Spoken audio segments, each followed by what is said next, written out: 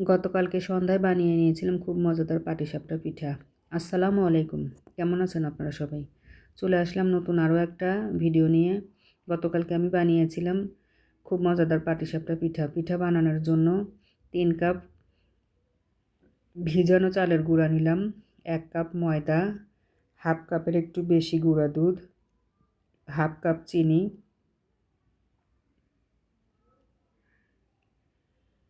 স্বাদমতো লবণ।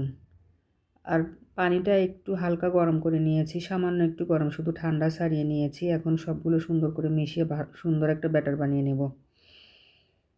ব্যাটারটার ঘনত্ব হবে এরকম, একদম অনেক ঘনও না আবার একদম পাতলাও না। ব্যাটারটা বানিয়ে পাশে সেট হওয়ার জন্য রেখে দিলাম। এখন আমি ভিতরে দেওয়ার জন্য খিসাটা বানানোর জন্য চুলায় একটি প্যান নিয়ে হাফ লিটার দুধ দিলাম।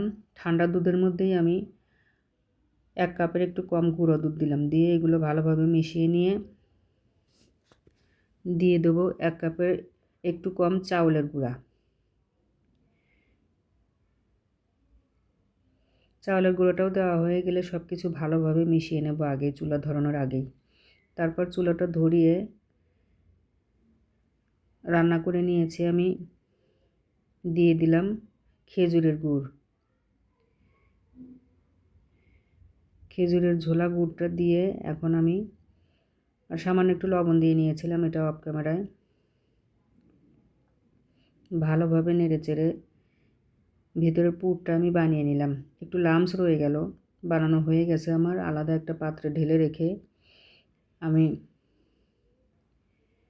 পিঠা দেওয়ার জন্য প্রথমে একটু তেল দিয়ে তেলটা একটা টিস্যু দিয়ে মুছে উঠিয়ে নিলাম। আর 2টা কালার ব্যবহার করব আমি পিঠাটা একটু রঙিন বানানোর জন্য। তাই ওই ব্যাটারের মধ্যে একটু একটু করে ব্যাটার আলাদা করে অন্য বাটিতে নিয়ে ফুড কালার, একটার মধ্যে রেড ফুড কালার দিয়েছি আর একটার মধ্যে গ্রিন ফুড কালার দিয়েছি।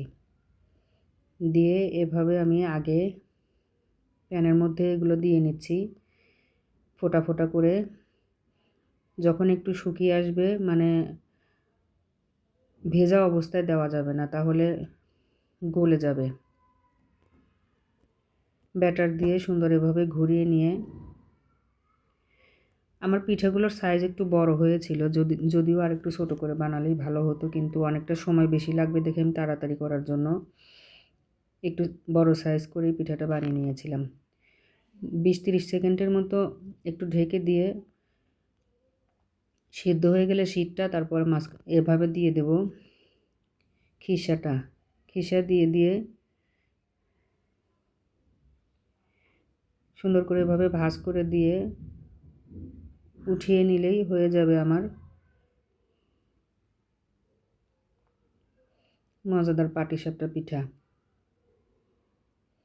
প্রথম পিঠাটা কেমন যেন লেগে লেগে ধরছিল, কিন্তু পরবর্তীতে আর এইরকম সমস্যা হয়নি, লেগে ধরেনি।